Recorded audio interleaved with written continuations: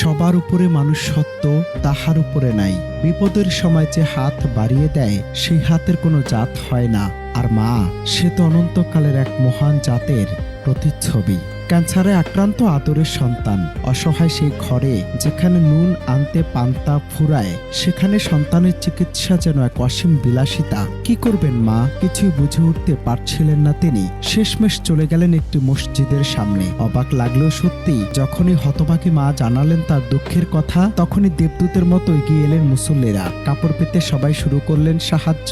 আর মানবতার এমনই এক দৃশ্য যেন কাঁদিয়েছে আজ কোটি মানুষকে। সবচেয়ে আলোচিত বিষয় হলো, ভিডিওতে কোথাও ওই মায়ের ধর্ম বা পরিচয় নিয়ে প্রশ্ন করতে দেখা যায়নি, বরং একজন বিপদগ্রস্ত মানুষকে সাহায্য করাই যেন সবার সমান দায়িত্ব হয়ে উঠেছিল। এই দৃশ্য দেখে অনেকেই লিখেছেন, মানবতার কোনো ধর্ম হয় না, বিপদের সময় মানুষই মানুষের সবচেয়ে বড় ভরসা। মুহূর্তের মধ্যেই ভিডিওটি সামাজিক যোগাযোগ মাধ্যমে ছড়িয়ে পড়ে এবং অসংখ্য মানুষ এর প্রশংসা করেন। অনেকে এটিকে সাম্প্রদায়িক সম্প্রীতি বা মানবিকতার এক সুন্দর উদাহরণ হিসেবে দেখছেন। তবে এখানে একটি গুরুত্বপূর্ণ বিষয়ও আছে।